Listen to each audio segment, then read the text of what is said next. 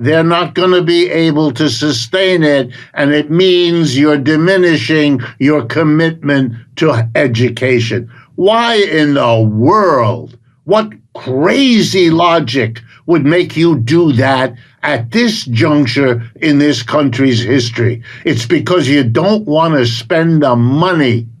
You already don't tax the super rich the way you once did. You do not tax corporations anything like what we did as recently as 30 and 40 years ago. You've given them the biggest tax breaks they ever got. So boasts Mr. Trump.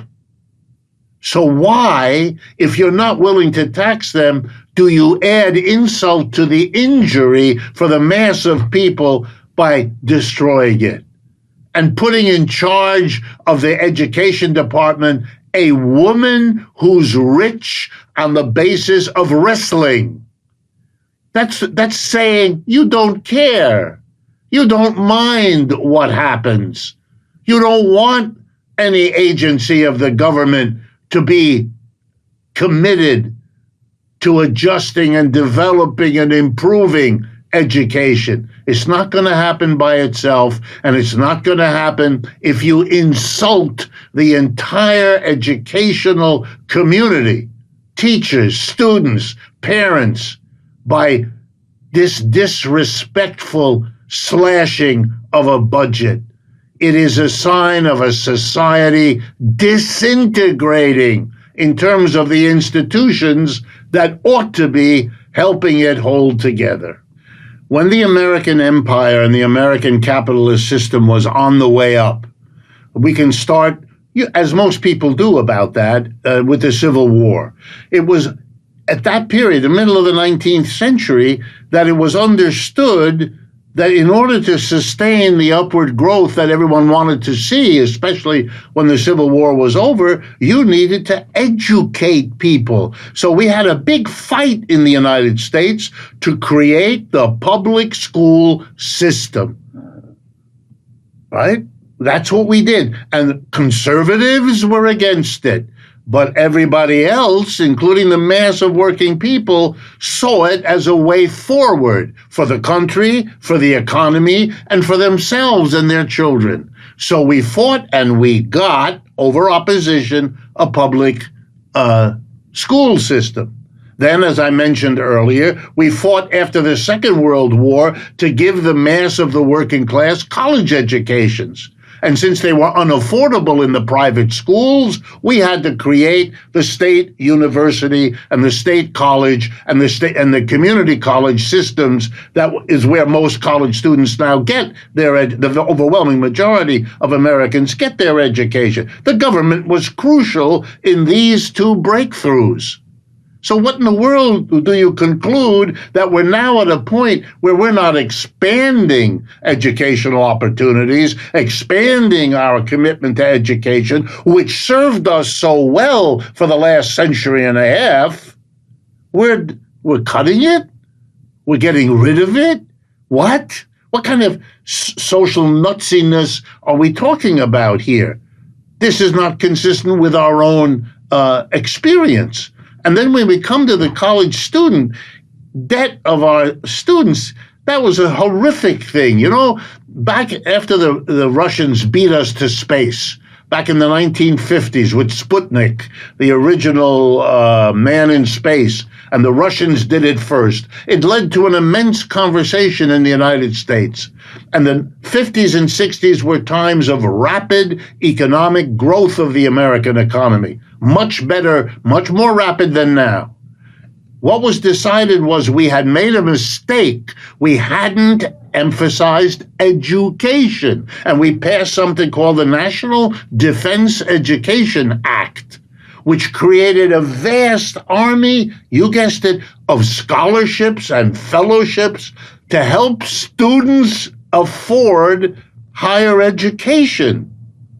And it was understood to subsidize universities opening their doors to a whole new generation of young people who could now afford, with the help of these fellowships, to get an education and do their part to contribute to the economy. You're not doing that now. You're doing the reverse. Instead of giving the students money, you're sucking money out of them because of these loans that they have to spend the rest of their life paying off.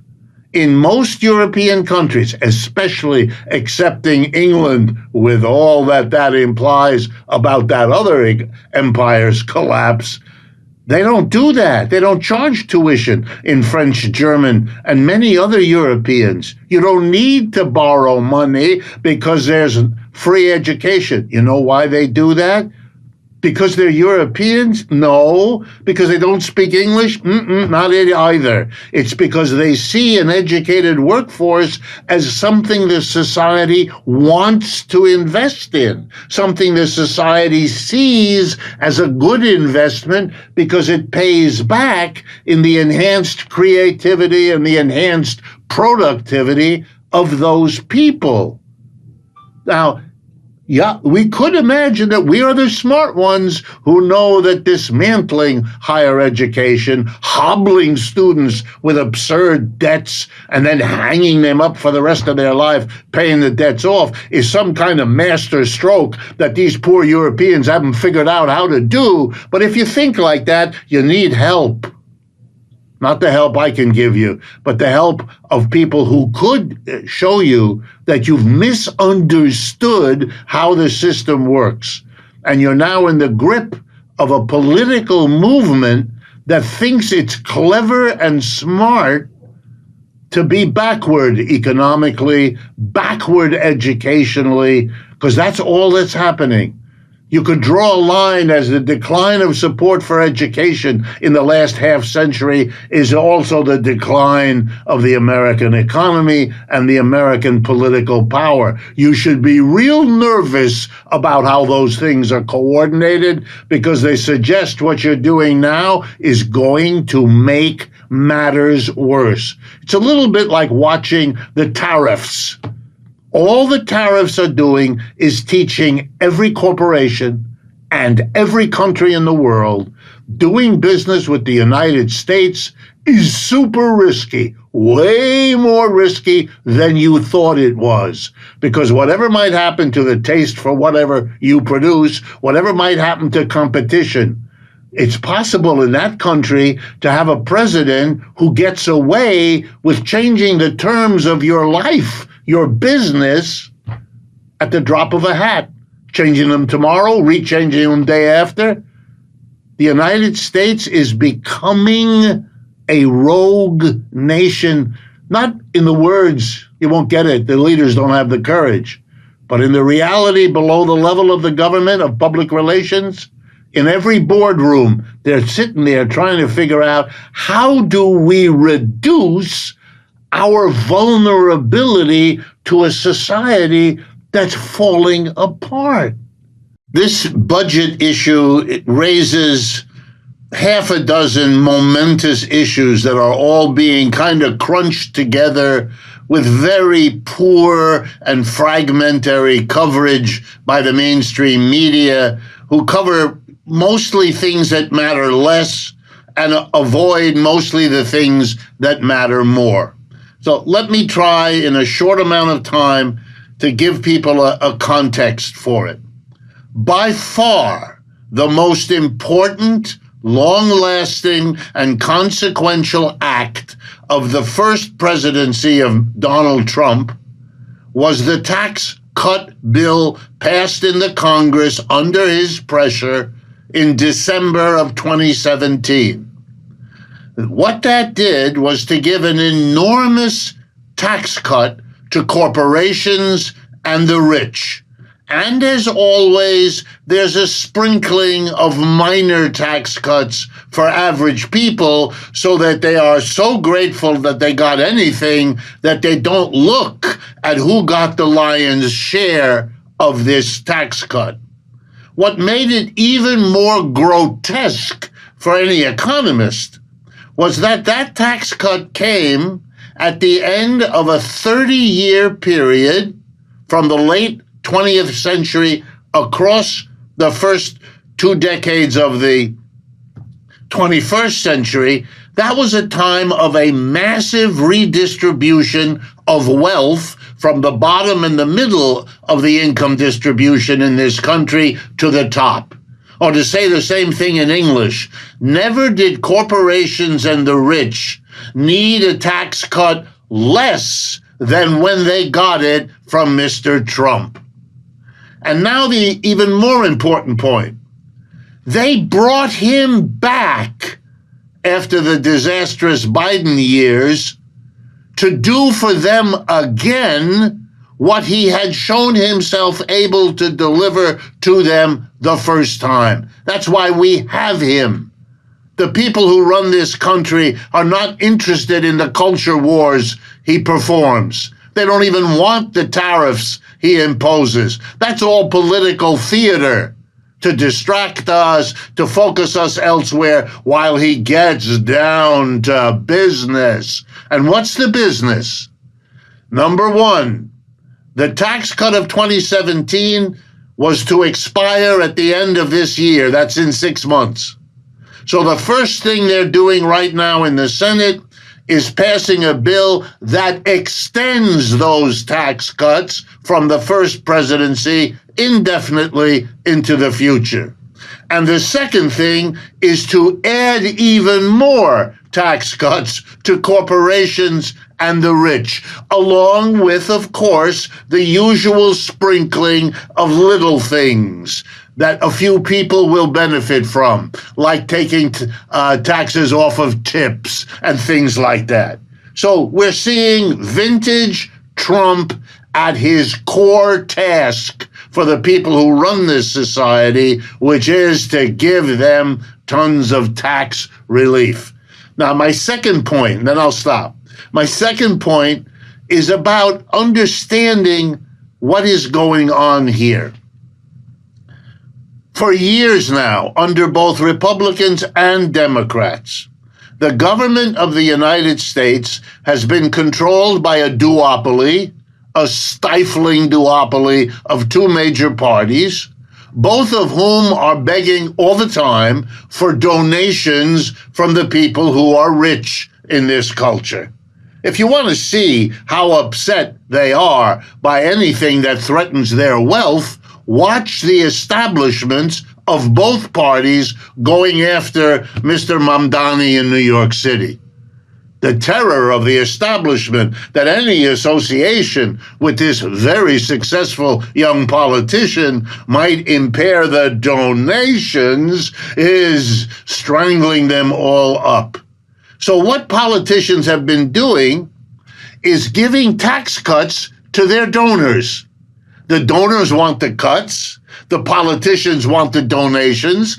This is a marriage, if you pardon me, made in heaven, and they take care of each other. But the problem is, of course, if you take less money from the corporations and the rich, and we are one of the most unequal societies in the world right now. So if you exempt corporations and the rich, you're exempting where the money is for any government. So what are you going to do? Well, you have two choices. With less money coming in, you can spend less. And that means cutting the food stamps and the Medicaid and the Medicare and the help to universities and the research. You know the drill. They're not going to touch the military because that, like not touching the donors, is a taboo. We don't allow that on the table, let alone in serious conversation. We spent over many decades as a country, as an economy, billions with a B, many billions of dollars producing and selling and marketing and advertising cigarettes, which killed large numbers of people, but they were very profitable. If you look at the profit numbers of all of them, you'll see that there's a reason why we were all, as a nation, or an awful lot of us, hooked on cigarettes, because of the profit that came from not only producing the things, but spending huge amounts advertising them. When I was young, every billboard was covered with happy young people puffing away on whatever cigarette was advertising. We were constantly told to be cool, to be a popular person, to be an adult as you're growing old in your teenage years. You should be smoking. Heroes like, I don't know, Humphrey Bogart or Gary Cooper were sitting there puffing away at their cigarettes. That money, instead of being used to make the society better, including health-wise, was being used to destroy it. Or the profitability a few years later of installing analytic converters in our automobiles as a fake way of pretending we were dealing with air pollution, until a couple of engineers pointed out that these machines, produced at a very profitable rate, installed in cars whose prices went up to cover this thing, the whole profit-driven totality was a fraud and was actually not cleaning our air, but giving us the false sense that we were reducing air pollution and lung cancer when we were doing the opposite. And I could go on and on. Look at our problem of obesity. Why do we have obesity? Because we produce food full of fat and salt and sugar, which we know is not good for you, from which all nutrients have been withdrawn, to be sometimes supplemented by a few, vitamins chucked in there in order to delude you. In other words, what economists have always known, profit can lead you to do good things to make it, but it is just as effective in leading you to do bad things when they're profitable. We could be taking our 6 chemists, our 50 chemists, our 500 scientific personnel, and put them to work on these medicines, because lots of people suffer from them, but we're better off over here. It's fewer people, but the way the medicine is shaping up, it'll be a pill they have to take twice a day for the rest of their lives. And therein lies the profit the very fact that what I just said makes sense to everybody in the country, because we all really do know, is a critique of capitalism where we have a society that refuses to entertain it. But I would like to take this another step, because it's even false on its own terms. Here's what I mean. Profit, we know that. I teach it. My colleagues who are not critics teach it as well.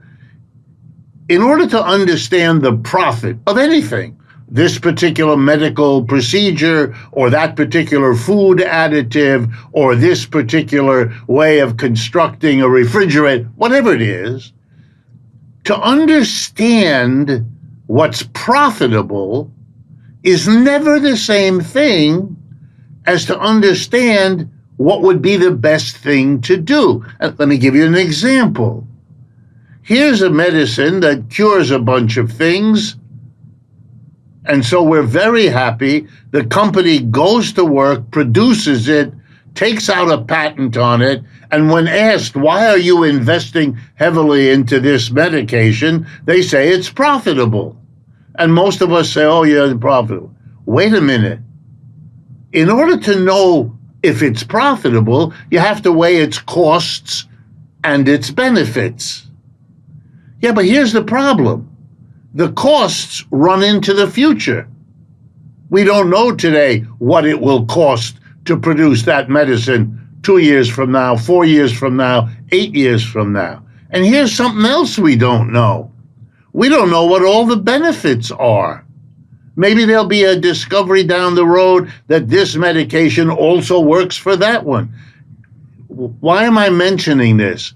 because we never know what the ultimately most profitable way is. If we were honest, we would say you don't know, because that's the honest answer. It's like asking someone, can you tell me what your situation will be 2 years from now? The honest answer is, I can't do that. That's not something a human being can do. Well, to know all the costs and benefits in the present and the future of making a fridge this way or introducing this new flavoring into the cookie, we don't know. So to give me the answer, it's profitable, means you're going to make money off of it because of the way we work right now. But you don't know that that's the best thing. We ought not to, here comes the punchline, we ought not to allow individuals or small groups to decide how to spend vast amounts of our money when we have not had a chance to look as best we can at what's best for the society as a whole. That's the way we ought to decide in a collective, democratic way how to do this important question of investing in this way rather than that way, producing these goods rather than those goods. To allow that to be done by small groups of people who tell you honestly they're making decisions on what the profit flow in the near future will be to them, that argument ought to be what disqualifies them from being in that position. And therefore the answer, it's profitable, answers nothing. Profit, and look, I'm the product of American higher education and economics. I teach at a university to this day. I know what they teach. I know what we all learned. We all learned to believe something that isn't true. That profit is some neutral, optimal standard. In other words, if it's profitable, oh, well, then great, we should do it. No, no, no. Cigarettes were profitable. We shouldn't have done it.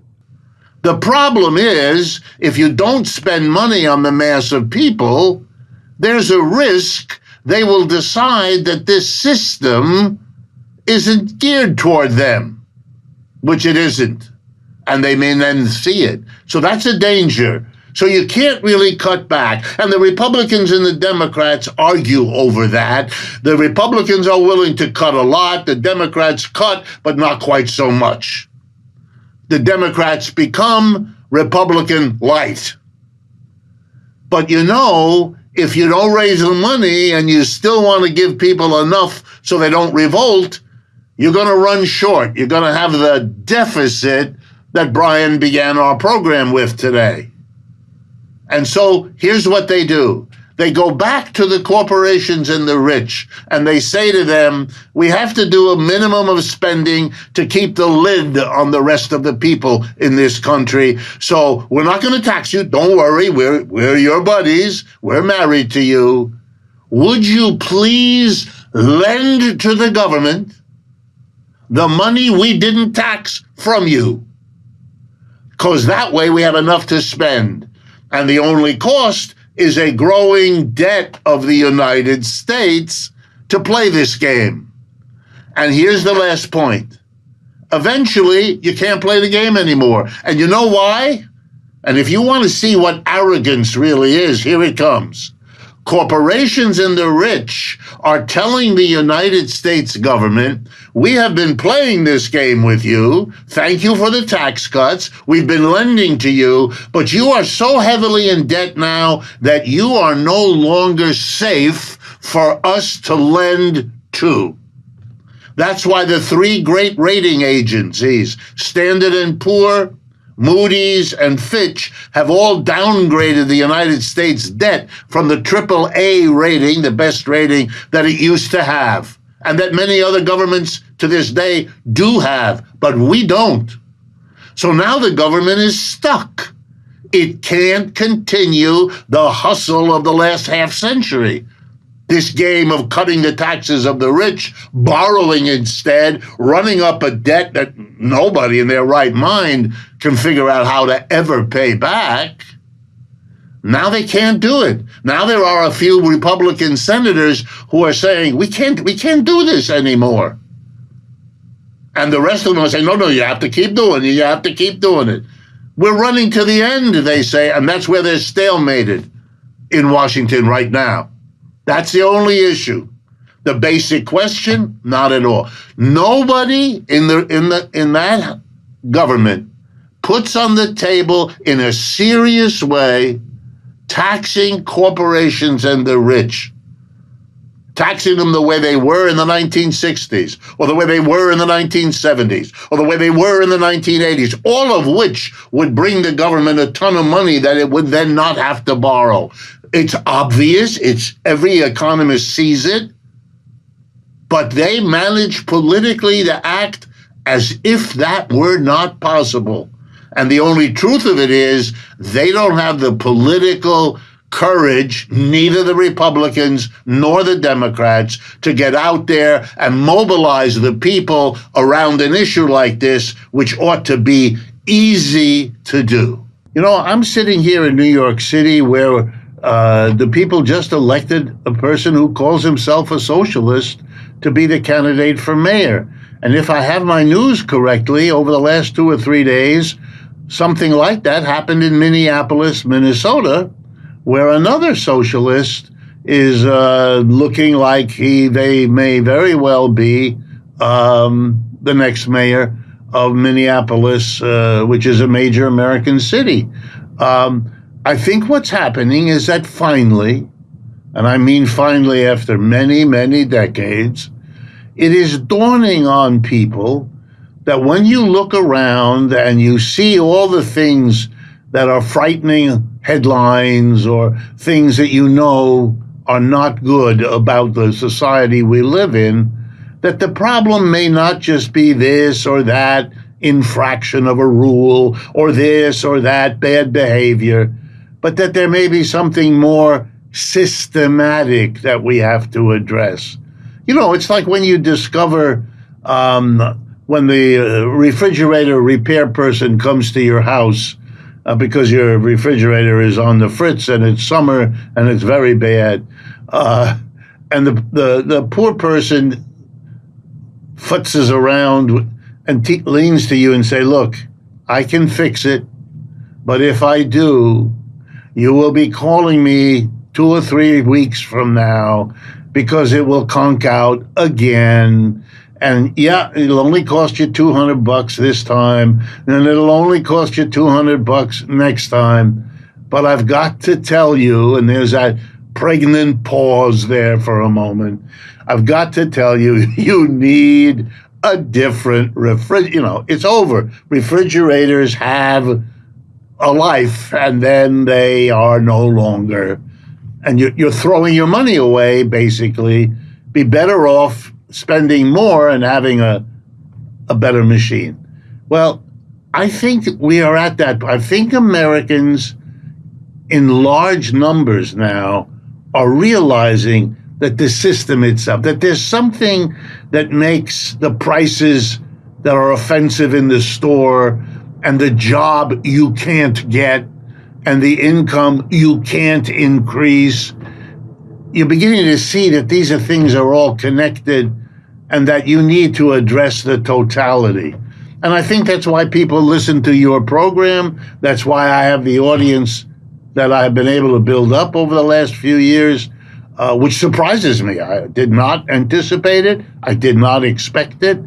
I won't deny for a minute I'm happy about it, but I am a kind of weather vane, as are you in your program, for this beginning of a collective grasp that we are, for better or worse, and it'll be both, we are at a transition point historically.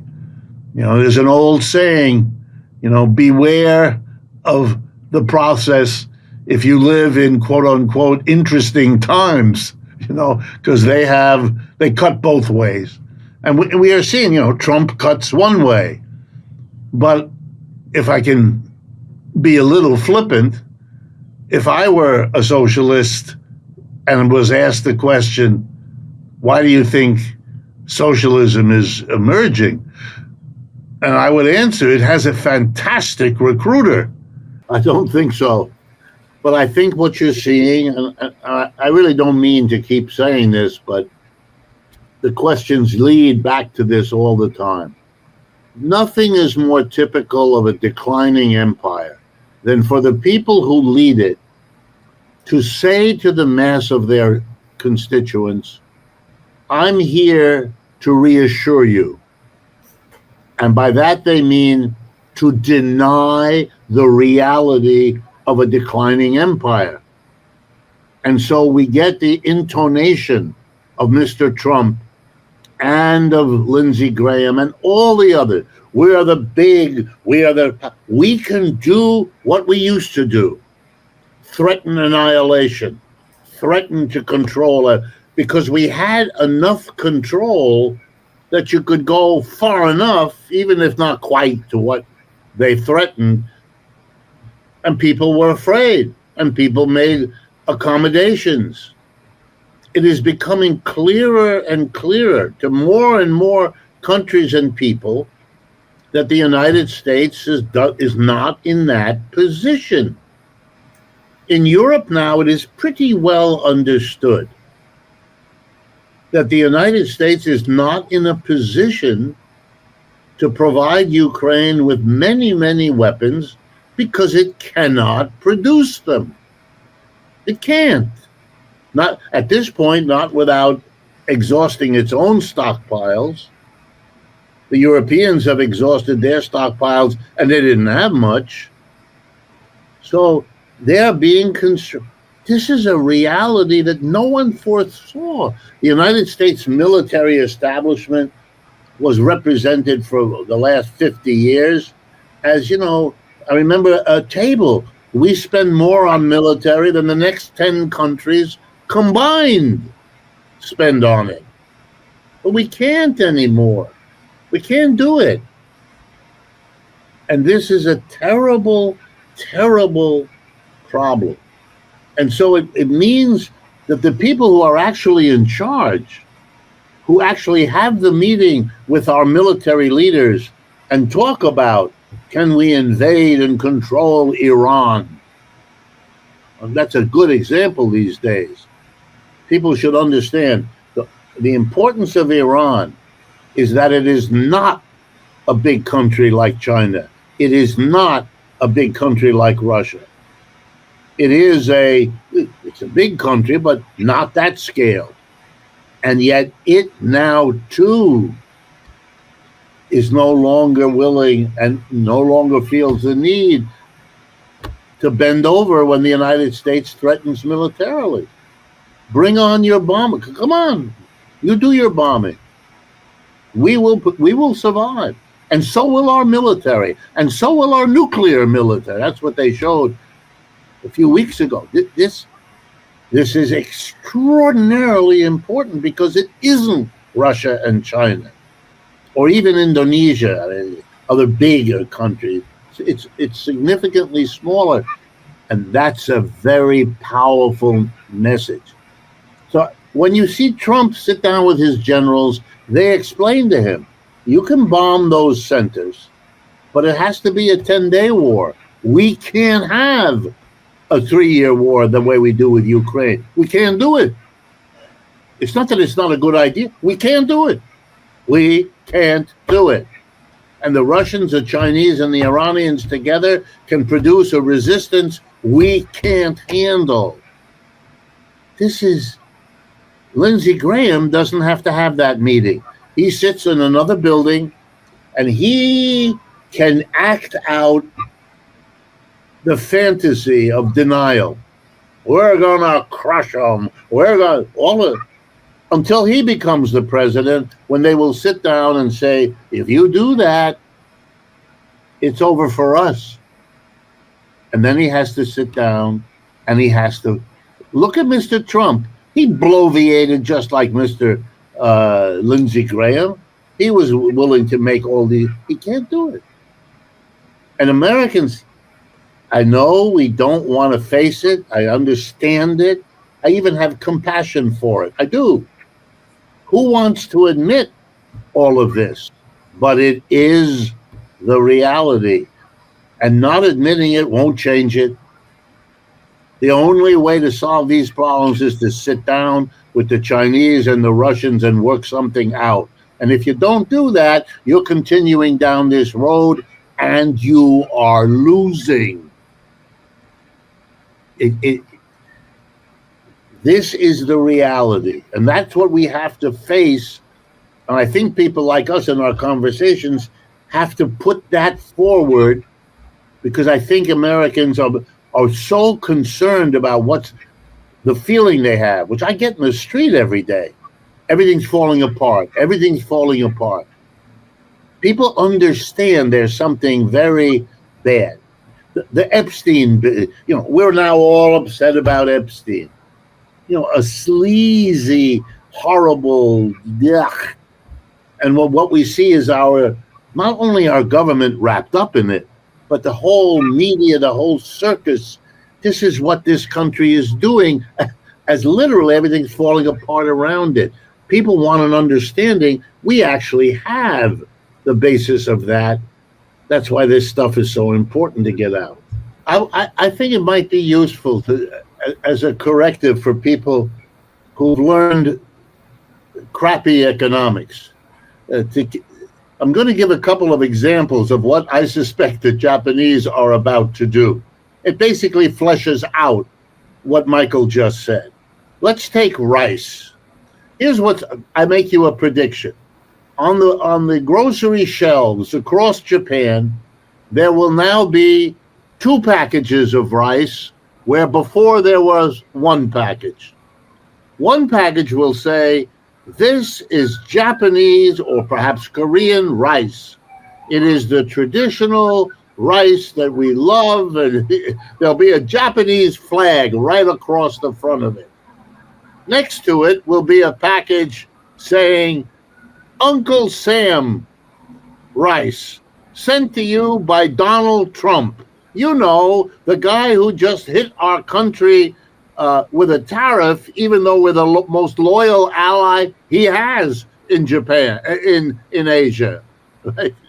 Right? These are called non-tariff barriers. But as anyone who's ever studied this knows, they can be as or more important than the price variable, right? Now, you have a moment when the whole of the Japan have been treated to the notion that their loyalty to the United States has been rewarded by nothing, by being tariffed just the way he tariffs everybody else. The same lesson being learned by Canada, Mexico, and all the others. So he's going to have a government that gives their people the explanation that the Americans are hurting us economically, which they are. And they have their problems, and they're taking it out on us in order to ease their problems. That's a good reason, when you pass the 2 packages of rice in the shelf, to pick the one that is an enabling of you to say something. It's like the Canadians who have stopped buying American bourbon, or the Mexicans who are coming up with new ways to use their corn because they don't want to bring in biologically transformed American corn, on and on. This is going on really everywhere. Every country's leader now has an excuse, whether they're a good leader or bad leader, doesn't matter, an excuse to justify their own economic problems, their own failures to solve those economic problems by blaming Trump and America. And there'll be a grain of truth to it, even if it's wildly exaggerated. Mr. Trump has declared economic war on the rest of the world at a time when the United States' global position is weaker than it's been in 75 years. This is not a smart move. This is an act of desperation. That reminds me of what you learn if you ever take a life-saving course. A drowning person flails around. You have to be very careful when you help a drowning person, lest they pull you under. That's not their intent, but they're desperate. You got to take that into account. And I think all of these countries are not only doing what we see on the surface, but they're going to take the steps to make sure that the intent of these agreements they're signing is not realized. And that with a few years, either Mr. Trump will change or Mr. Epstein will sweep him out of office, or fill in the blank, he'll be replaced by somebody else who won't do that. That's the logical thing for them to do. And here's the logical thing for them to do that people are not understanding as well. Foreign companies or American companies that are currently located their production in China or India or Brazil or anywhere else, they are not going to come to the United States because of this. They aren't coming. There is no sign of any kind of mass movement in this direction. And the reason is very clear. It would be a very stupid, unwise decision. You don't know. Why would you come to America? You're currently, I'll give you an example. You're producing rice or anything else in some place in the world. And Mr. Trump said, I'm going to tariff, blah, blah, blah. I'm going to open up the market. Come here to the United States.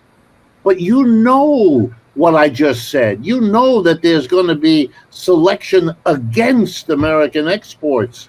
That's a very important reason not to relocate to the United States. And you don't need that many. You don't want to do it. Mr. Trump can't guarantee anything more than another, at most, 3 years.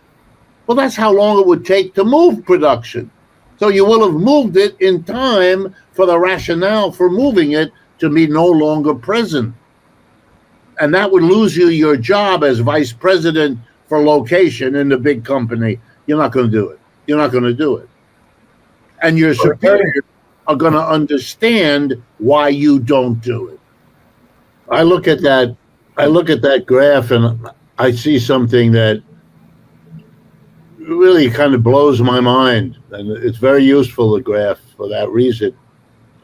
First, the Chinese since 2010 have unloaded what looks like, not that much less than $1 trillion worth of money. If the graph is to be believed, they had $1.5 trillion worth of dollars, and now they have, a bit more. So the $750 billion, $750 billion.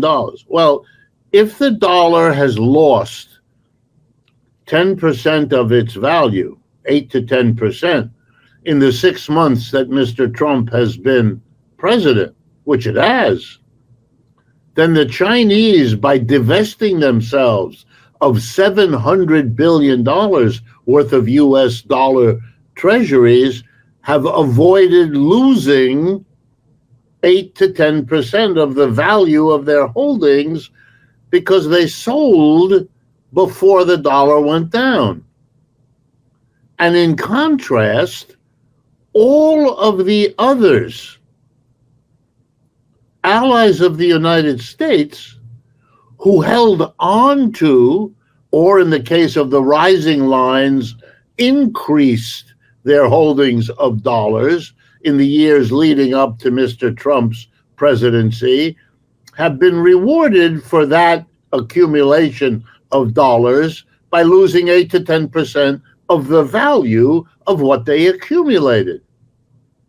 Therefore, Mr. Trump's government, in addition to the damage done to them by the tariffs, are suffering the damage done to their holdings of dollars, which they increased. And if you take a look at the number 3 country, the United Kingdom, whose economy is a disaster by their own account,